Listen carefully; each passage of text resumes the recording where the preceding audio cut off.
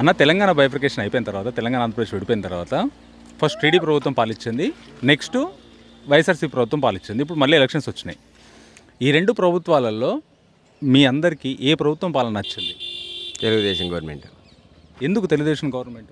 Development ఉంటుంది, అప్పులు చేయరు, స్కిల్ డెవలప్మెంట్, రోడ్లు వేస్తారు, శ్మశానాలు కట్టించారు, దేవాలయాలు కట్టించారు, వాటర్ ప్లాంట్లు కట్టించారు.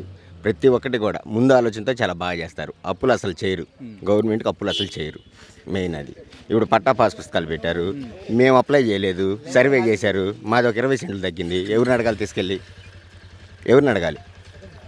అంటే ఎవరిదైతే జెన్యున్ ఉందో వాళ్ళకి వస్తుంది అంటున్నారు కదా. మరి 1 సంవత్సరం క్రితం కూల్చి అదే సర్వేరు సర్టిఫికేట్ ఇచ్చారు మాకు, మీ పొలం సరిపోయిందని చెప్పి. ఈరోజు వచ్చి 20 సెంట్లు తగ్గింది అంటున్నారు.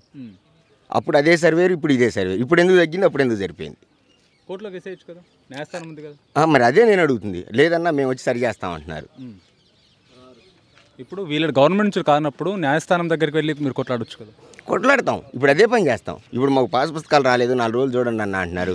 అడంగుల్లో ఇంకా ఎక్కలేదన్నా అని అంటున్నారు. అసలు అంత రిస్క్ అవసరం ఏముంది? అంతకుముందు భూమి రేట్లు ఎలా ఉండే, ఇప్పుడు ఎలా ఉండే భూమి రేట్లు? ఇప్పుడు ఎట్లున్నా సరే, ఇప్పుడు జనాలకి నేరుగా ఒక బటన్ నొక్కగానే కొన్ని లక్షల రూపాయలు జనాలకు వేసారా? ఈ సంవత్సరం అమ్మఒడి వేసారా? అంటే ఎవ్రీ సంవత్సరం ఇస్తారు. ఈ సంవత్సరం ఎందుకు ఇవ్వలేదు? ఈ సంవత్సరం పిల్లలు చదువు అయిపోయినాకి ఇస్తారు అమ్మఒడి. సెలవులు కూడా ఇస్తున్నారుగా, గవర్నమెంట్ కూడా దిగిపోయింది. ఇంకేడిస్తారు అమ్మఒడి? అప్పుడు ఏం చెప్పారు? ఎంతమంది పిల్లలు ఉంటే అంతమందికి ఇస్తా అన్నారు. ఇప్పుడు ఎంతమందికి ఇస్తున్నారు? అమ్మఒడి ఒకటే కాకుండా నవరత్నాలనే స్కీములు ఉన్నాయి కదా, వాటి అన్నింటి నుంచి వచ్చే అవకాశం ఉంది కదా. అవును, ఇప్పుడు మాలాంటి వాళ్ళు ఉన్నారు, మాకేం ఉపయోగపడుతున్నాయి? గవర్నమెంట్కి అంతకుముందు గవర్నమెంట్లో ట్రాక్టర్లు కావాలంటే ట్రాక్టర్లు ఇచ్చారు. మా ఊరు మొత్తం మీద తైవాన్ స్పేర్లు ఎంతమంది తెచ్చుకున్నారు? లేదు. ఒక శిల్పా పట్ల ఎంతమంది తెచ్చుకున్నారు? వ్యవసాయానికి సంబంధించిన ఎవరైనా ఏమైనా తెచ్చుకున్నారా? ఏం దీనివల్ల దానికి ఉపయోగం ఏంది? అంటే రైతులకే, నేను పెద్దగా రైతులకే చేస్తున్నా, అసలు వేరే వాళ్ళకి చేయట్లేదు. మెయిన్ ఎవరైతే అనగబడిన వాళ్ళు ఉన్నారో వాళ్ళ కోసమే ఇవన్నీ చేస్తున్నారు. నవరత్నాలు అనేది వాళ్ళ కోసమే అంటుంది కదా ఈ ప్రభుత్వం. మరి మీరు అన్నారు వ్యవసాయం, నేనున్నాను 70 నుంచి 80 ఎకరాల పొలం వేస్తా, 3 ట్రాక్టర్లు ఉన్నాయి నాకు మొన్న శనగ పడైపోయింది. శనగ ఎంత ఇస్తానంటున్నారు? కింటా ఇస్తారంట.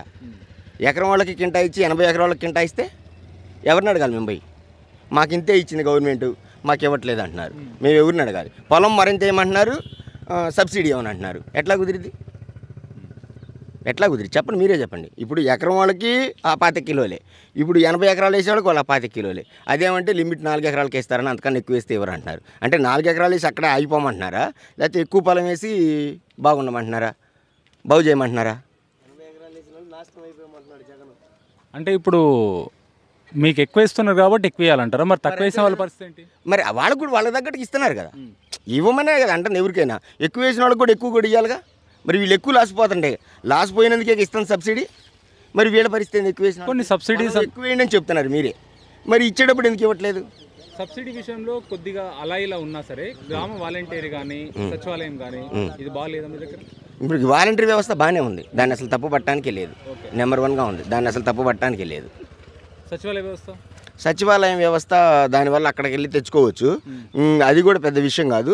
ఇప్పుడు వాలంటీర్లు ఏం చెప్తున్నారు? మేము చెప్పిందే జరిగిద్ది అంటున్నారు ప్రతి ఒక్కటి కూడా. మరి దీన్ని బట్టి చూస్తే ఈ ప్రభుత్వం వచ్చిన తర్వాత ఉద్యోగాలు అనేది అసలుకి వెళ్ళదు కదా, దీనిపైన మీరు మరి చాలా చాలా తక్కువగా.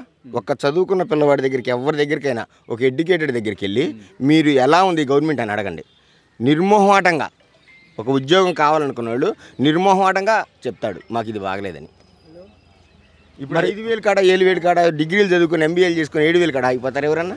అయిపోతారా? మరి ఇంకొక పెద్ద ఉద్యోగం ఇవ్వచ్చు కదా. వాళ్ళు నెంబర్ 1గా పని చేస్తున్నారు, వాళ్ళకి ఇంకా శాలరీ ఎక్కువ ఇవ్వచ్చుగా. ఇండస్ట్రీ ఎందుకు తీసుకురాలేకపోయారు? మరి అదేగా మేము అడుగుతుంది, ఎందుకు తీసుకురాపోయారని మేము అడుగుతున్నాం. మంత్రులు చేత కాకుండా అయిపోయింది, ప్రతి ఒక్కటి చేత కాకుండా అయిపోయింది. అదేమంటే మేము చాలా తీసుకొచ్చామని చెప్పుకుంటున్నారు. ఏం తీసుకొచ్చారు చెప్పండి, మీరే చెప్పండి, మేము అడగం. అది ఏంటిది అది? అంతకుముందు ఉన్నాయా? ఉన్నటిని పోగొట్టారా, కొత్తగా తెచ్చారా? కొత్తగా తీసుకొచ్చారా, ఉన్నటిని పోగొట్టారా? ఏది ఇప్పుడు కియా వాళ్ళ దగ్గరికి వెళ్తే ఎప్పుడు వెళ్తారని చూశారు. అమర్రాజా బ్యాటరీ ఉంటే అసలు ఆల్రెడీ పంపించేశారు. ఉన్నోళ్ళని బతిలాడి అడ్డు పెట్టుకుంటున్నారు. మనం పంపించగానే తెలంగాణ వాళ్ళు 1000 ఎకరాలు ఇచ్చి రెడీ చేసేసుకున్నారు. మనం ఎందుకు పంపించాం? మన దగ్గర ఎందుకు ఉండలేకపోయారు? ఒక ఇండస్ట్రీ మన దగ్గర ఎందుకు ఉండలేకపోయింది? అంటే రాష్ట్ర అవసరాలను బట్టి మనకి అమర్రాజా అవసరం లేదా?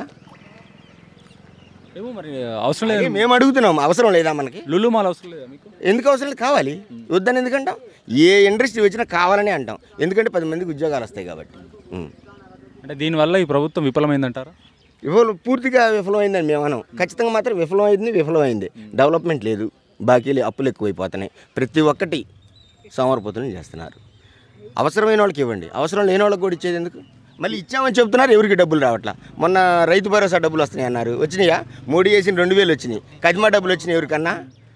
ఎవరికి రాలా? మరి రావాలి కదా. మరి ఈసారి కూడా ఆ రోజు నొక్కితే క్షణాల్లో డబ్బులు పడాలిగా. బటన్ నొక్కితే వితిన్ సెకండ్స్లో రీఛార్జ్ చేయించుకుంటున్నాం, వితిన్ సెకండ్స్లో రీఛార్జ్ అవుతుందిగా. మరి బటన్ నొక్కినప్పుడు ఎందుకు పడట్లేదు డబ్బులు? పేరుకేం బటన్ నొక్కుతున్నారు, డబ్బులు ఏం పడట్లేదు. ఎందుకు పడట్లేదు? పడుతున్నాయి. మరి ఎవరిని అడగాలి? మీరు మమ్మల్ని అడిగితే మేము ఎవరికి చెప్పాలి? జనాల దగ్గర, మీ దగ్గర కదా. అవును, ఎందుకు పడట్లేదని మేమే అడుగుతున్నామండి. మా దగ్గరికి మీరు వచ్చారు కాబట్టి అడిగాం, ఎందుకు పడట్లేదు మీరే ఆలోచించండి అని. మరి రైతు భరోసా ఎప్పుడో వదిలేరు, అమ్మఒడి ఈ సంవత్సరం ఇంతవరకు చేయలేదు. ఇప్పుడు మొన్న డ్వాక్రా రుణమాఫీ కొంతమందికి పడ్డాయి, కొంతమందికి పడలేదు. ఎందుకు పడలేదు? పడితే అందరికి ఎట్టే టైం పడాలిగా. 4 సంవత్సరాల నుంచి పడ్డ డబ్బులు 5వ సంవత్సరం ఎందుకు పడలా? మరి చంద్రబాబు నాయుడు గారు, పవన్ కళ్యాణ్ గారు, బీజేపీ 3 కూటమిగా వస్తున్నారు కదా, గెలిచే అవకాశం ఉందా? ఖచ్చితంగా. మరి మన జగన్మోహన్ రెడ్డి గారు జోబులో 110 సీట్లు పెట్టుకొని మాట్లాడుతున్నారని చెప్పేసి రాజకీయ వేత్తలు మాట్లాడుతున్నారు కదా. ఎవరెవరో మాట్లాడుతుంటారు. అసలు నాకు పాతికిస్తే నేను తలలో ఉంచి తలకాయలకు వస్తే ప్రత్యేక హోదా తెస్తానన్నాడు. ఒక్కసారైనా మైకు ముందుకు వచ్చి మేము ప్రత్యేక హోదా తీసుకొస్తామని అడిగాడా?